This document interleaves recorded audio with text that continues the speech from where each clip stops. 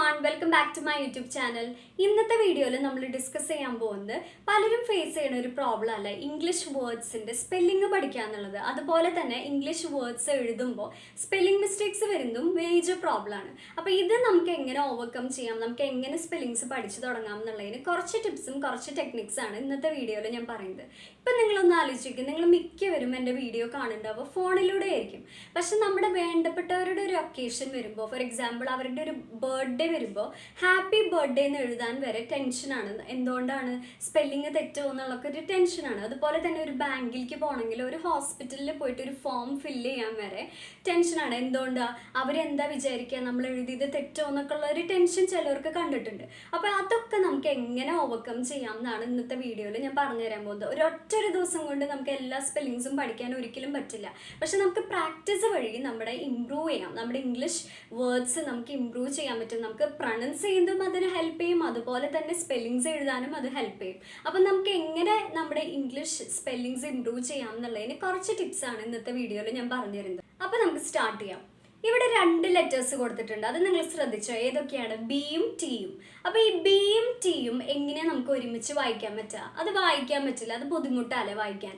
മറിച്ച് അവിടെ ഒരു സ്വരാക്ഷരം ഉണ്ടെങ്കിൽ നമുക്കത് നന്നായി വായിക്കാൻ പറ്റും. ഒരു എക്സാമ്പിൾ പറഞ്ഞു കഴിഞ്ഞാൽ, ഇപ്പം ബി ടീൻ്റെ ഇടയിൽ നമ്മളൊരു സ്വരാക്ഷരം കൊടുക്കുകയാണ്. സ്വരാക്ഷരം എന്ന് വെച്ചാൽ എന്താണ്? വവൽസ് ആണ്. ഇംഗ്ലീഷിലെ വവൽസ് എത്ര ഉണ്ട്? 5 വവൽസ് ഉണ്ട്. അത് ഏതൊക്കെയാണ്? A, E, I, O, U ആണ് ഇംഗ്ലീഷിലത്തെ വവൽസ്. അപ്പോൾ അവിടെ ആ ബി ടീൻ്റെ ഇടയിൽ ഞാനിപ്പോൾ ഒരു വവൽ കൊടുക്കാമെന്ന് ജസ്റ്റ് ഇമാജിൻ ചെയ്യും. ഞാൻ എ കൊടുത്തു. അപ്പം നമുക്ക് എന്താ വായിക്കാൻ പറ്റുക? ബാറ്റ് എന്ന് വായിക്കാൻ പറ്റും. അപ്പോൾ സ്വരാക്ഷരം, ഒരു വേർഡിൽ സ്വരാക്ഷരം ഭയങ്കര ഇമ്പോർട്ടൻ്റ് ആണ്. വവൽസിന് ഭയങ്കര മേജർ റോൾ ഉണ്ട് ഒരു വേർഡിൽ. എന്നാൽ മാത്രമാണ് നമുക്ക് ആ വേർഡ് പ്രൊനൗൺസ് ചെയ്യാൻ പറ്റുള്ളൂ. ഇപ്പം BAT ബാറ്റ് എന്ന് പറയുമ്പോൾ അതിൽ എത്ര വവൽ സൗണ്ട്സ് ഉണ്ട്? ഒരു വവൽ സൗണ്ടാണ്. അപ്പം നമുക്ക് പറയാൻ പറ്റും ബാറ്റ് എന്ന വേർഡിന് 1 സിലബിൾ ആണുള്ളത്. അതായത് ഒരു സിലബിൾ ആണ് ബാറ്റ് എന്ന വേർഡിനുള്ളത്. വേറൊരു എക്സാമ്പിൾ, ലോ എന്നുള്ള എക്സാമ്പിൾ. അപ്പോൾ ഇവിടെ എത്ര വവൽസ് ഉണ്ട്? ഇവിടെ ഒരു വവലുള്ളത്. ഇവിടെ നമ്മൾ വവൽസ് അല്ല ശരിക്കും നോക്കുന്നത്, വവൽ സൗണ്ട്സ് എത്ര എണ്ണം ഉണ്ടെന്നാണ് നോക്കുന്നത്. അതാണ് സിലബിൾസ്. അപ്പോൾ ലോ എന്നുള്ള വേർഡിൽ എത്ര സിലബിൾസ് ഉണ്ട്? ഒരു സിലബിൾ തന്നെയാണ് ലോ എന്നുള്ള വേർഡിൽ. ഇനി വേറൊരു എക്സാമ്പിൾ പറഞ്ഞു കഴിഞ്ഞാൽ, ബ്രോക്കൺ. ബ്രോക്കൺ എന്നുള്ള വേർഡിൽ നമുക്ക് 2 വവൽസ് ഉണ്ട്, ഓയും ഉണ്ട്, ഇയും ഉണ്ട്. പക്ഷെ നമ്മൾ ഈ സിലബിൾസ് എന്ന് പറയുമ്പോൾ ഒരിക്കലും വവൽസ് അല്ല നോക്കേണ്ടത്, മറിച്ച് വവൽ സൗണ്ട്സ് ആണ്. അപ്പോൾ നമുക്ക് കേൾക്കുമ്പോൾ തന്നെ അറിയാം, ബ്രോ എന്നുള്ളത് ഒരു പാട്ടും കെൻ എന്നുള്ളത് വേറൊരു പാട്ടും. അപ്പോൾ ഇതിൽ എത്ര സിലബിൾസ് ഉണ്ട്? 2 സിലബിൾസ് ഉണ്ട്. ഇനി വേറൊരു എക്സാമ്പിൾ ആണ് ഹംഗ്രി എന്നുള്ളൊരു വേർഡ്. ഈ ഒരു വേർഡ് ശ്രദ്ധിച്ചു നോക്കി. ഇവിടെ നമുക്ക് എത്ര വവൽസ് ഉണ്ട്? ഇവിടെ നമുക്ക് ഒരു വവലാണുള്ളത്. അത് ഏതാണ്? യു ആണ്. പക്ഷെ നമുക്കത് പറയാൻ പറ്റുക ഹംഗ്രി എന്നുള്ള വേർഡിന് 2 സിലബിൾസ് ഉണ്ടെന്നാണ് പറയുക. എന്തുകൊണ്ടാണ്? ഹങ് എന്നുള്ളൊരു ഭാഗം, ഗ്രീ എന്നുള്ളത് ബാക്കിയുള്ള ഭാഗം. അപ്പം ആ വൈഡ് സൗണ്ട് ഇവിടെ എന്താണ് വരുന്നത്? ഈ സൗണ്ടാണ്. അപ്പം നമുക്ക് എന്താ പറയുക? ഞാൻ പറഞ്ഞു വവൽസ് എത്ര എണ്ണം ഉണ്ടെന്നല്ല നമ്മളൊരു വേർഡിൻ്റെ നോക്കേണ്ടത്, മറിച്ച് വവൽ സൗണ്ട്സ് എത്ര എണ്ണം ഉണ്ടെന്നാണ് നോക്കേണ്ടത്. അപ്പം നമുക്ക് എന്താ പറയാൻ പറ്റുക? വൈ എന്നുള്ള ലെറ്ററിന് നമ്മൾ എന്ത് സൗണ്ടാണ് കൊടുക്കുന്നത്? ഈ സൗണ്ടാണ് അവിടെ വരുന്നത്. അപ്പോൾ ഇവിടെ എത്ര സിലബിൾസ് ഉണ്ട്? ഇവിടെ ടോട്ടൽ 2 സിലബിൾസ് ഉണ്ട് ഹംഗ്രി എന്നുള്ളൊരു വേർഡിന്. ഇപ്പം സിലബിൾസ് എന്താണെന്ന് മനസ്സിലായില്ലേ? ഇനി നമ്മൾ ഇംഗ്ലീഷ് വേർഡ്സിൻ്റെ സ്പെല്ലിങ്സ് പഠിക്കാൻ പറ്റിയ നല്ലൊരു മെത്തേഡാണ് അടുത്തത് പറഞ്ഞു തരാൻ പോകുന്നത്. അതിനെയാണ് നമ്മൾ ചങ്കിങ് എന്ന് പറയാം. ചങ്കിങ് എന്ന് വെച്ച് കഴിഞ്ഞാൽ dividing the words into different small parts. അതായത് ഒരു വാക്കിനെ നമ്മൾ പല ഭാഗങ്ങളായി തിരിക്കണേനെയാണ് ചങ്കിങ് എന്ന് പറയുക. Dividing the words into different chunks. Chunks എന്ന് വെച്ച് കഴിഞ്ഞാൽ പല ഭാഗങ്ങളാണ് ഇവിടുത്തെ. ഇപ്പോൾ ഒരു എക്സാമ്പിൾ പറഞ്ഞു കഴിഞ്ഞാൽ, ഇപ്പം നമുക്ക് ഇൻഫോർമേഷൻ എന്നുള്ളൊരു വേർഡിൻ്റെ സ്പെല്ലിങ് പറയണം.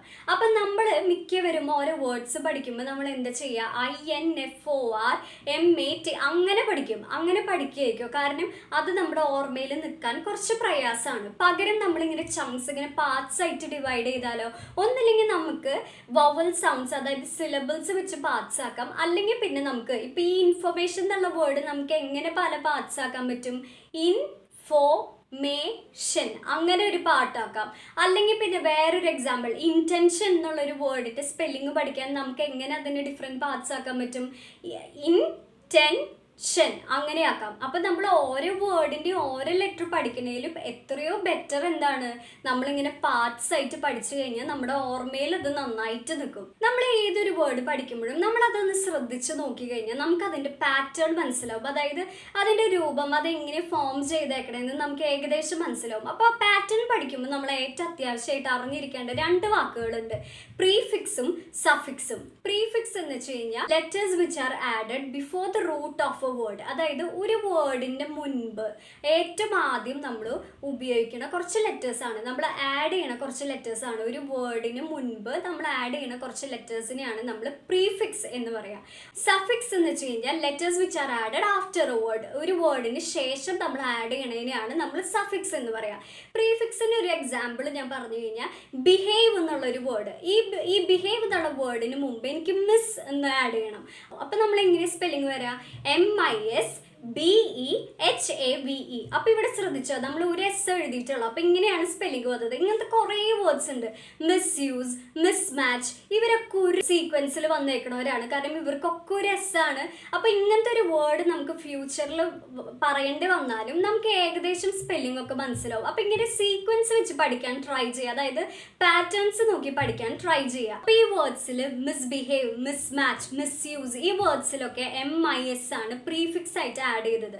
ഇനി നമുക്ക് വേറെ കുറച്ച് എക്സാമ്പിൾസ് നോക്കാം. കറക്റ്റിന്റെ ഒപ്പം എനിക്ക് IN ആഡ് ചെയ്യണം. അപ്പൊ നമ്മൾ ഇങ്ങനെ വായിക്കുക, ഇൻകറക്റ്റ്. ഇതിലപ്പോ IN ആണ് പ്രീഫിക്സ് ആയിട്ട് വരുന്നത്. അപ്പൊ അങ്ങനത്തെ കുറെ വേർഡ്സ് ഉണ്ട്, ഇൻകറക്റ്റ്, ഇൻആക്യുറേറ്റ്, ഇൻഎബിലിറ്റി. ഈ വേർഡ്സ് ഒക്കെ ഒരു സീക്വൻസിൽ വരുന്നത്. അപ്പൊ ഇങ്ങനെയും കൂടി പഠിക്കാൻ ട്രൈ ചെയ്യാം. ഇപ്പൊ പ്രീഫിക്സ് എന്താന്ന് മനസ്സിലായില്ലേ? നമ്മൾ ഇനി മനസ്സിലാക്കാൻ പോകുന്നത് സഫിക്സ് എന്താന്ന്. അത് സഫിക്സ് എന്ന് വെച്ച് കഴിഞ്ഞാൽ ഒരു വേർഡിന്റെ ശേഷം നമ്മൾ ആഡ് ചെയ്യണ കുറച്ച് ലെറ്റേഴ്സിനെയാണ് നമ്മൾ സഫിക്സ് എന്ന് പറയുക. അതായത് വേർഡിന്റെ അവസാനം നമ്മൾ ആഡ് ചെയ്യണ കുറച്ച് ലെറ്റേഴ്സിനെയാണ് നമ്മൾ സഫിക്സ് എന്ന് പറയാം. ഒരു എക്സാമ്പിൾ പറഞ്ഞു കഴിഞ്ഞാൽ യൂസ് എന്നുള്ളൊരു വേർഡ്, ഈ യൂസ് എന്നുള്ള വേർഡിൽ എനിക്ക് സഫിക്സ് ഫുൾ എന്ന വേർഡ് സഫിക്സ് ആയിട്ട് ആഡ് ചെയ്യണം. അപ്പൊ യൂസ്ഫുൾ, അപ്പൊ ഫുള്ളിന്റെ സ്പെല്ലിംഗ് എന്താ? FULL.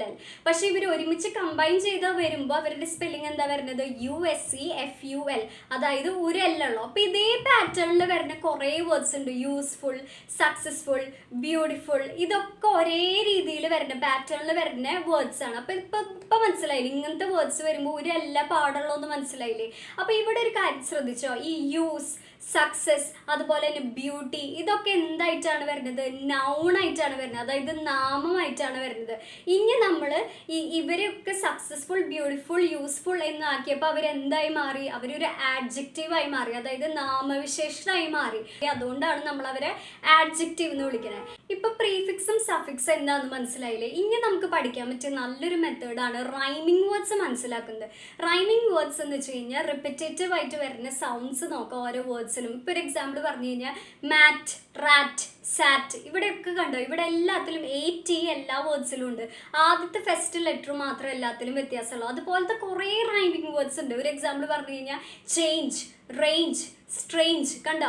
ഇവിടെ ANGE എല്ലാത്തിലും ഉണ്ട്. ആദ്യത്തെ ലെറ്റേഴ്സ് മാത്രം, ആദ്യത്തെ 2 ലെറ്റേഴ്സ് മാത്രം എല്ലാത്തിലും ഡിഫറൻസ് വരുന്നുള്ളൂ. അപ്പൊ ഇതുപോലത്തെ കുറേ വേർഡ്സ് ഉണ്ട്. അപ്പൊ അതൊക്കെ ഒന്ന് പഠിക്കാൻ ശ്രമിക്കുക, കാരണം അതിലത്തെ ഏതിൻ്റെങ്കിലും ഒരെണ്ണത്തിന്റെ നമുക്ക് സ്പെല്ലിംഗ് അറിഞ്ഞു കഴിഞ്ഞാൽ നമുക്ക് അതുപോലെ വരുന്ന വേർഡ്സിന്റെ സ്പെല്ലിങ്സ് ഈസി ആയിട്ട് പറയാൻ പറ്റും. പിന്നെ നമ്മൾ ഏതൊരു വേർഡ് പഠിക്കുമ്പോഴും നമ്മൾ ചെയ്യേണ്ട ഒരു കാര്യം, 1-2 വട്ടം, നമുക്ക് എത്ര വേർഡ്സ് അറിയാമെന്ന് പറഞ്ഞാലും നമ്മളൊരു വേർഡ് കാണുമ്പോൾ 1-2 വട്ടം നമ്മൾ ജസ്റ്റ് അതൊന്ന് ഉറക്ക വായിക്കുക.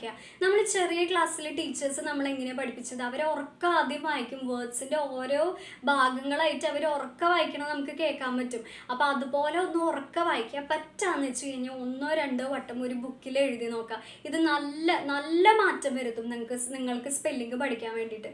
അപ്പൊ ഇന്നത്തെ വീഡിയോ എല്ലാവർക്കും ഹെൽപ്ഫുൾ ആയി എന്ന് വിചാരിക്കുന്നു. അപ്പൊ നിങ്ങൾക്ക് ഈ വീഡിയോ യൂസ്ഫുൾ ആയിട്ട് തോന്നാന്ന് വെച്ച് കഴിഞ്ഞാൽ ഈ വീഡിയോ ഒന്ന് നിങ്ങളുടെ ഫ്രണ്ട്സിനും ഫാമിലി മെമ്പേഴ്സിനും ഒക്കെ ഒന്ന് ഷെയർ ചെയ്യുക. സോ അടുത്ത വീഡിയോ ആയിട്ട് ഞാൻ വീണ്ടും വരാം. Thank you for watching.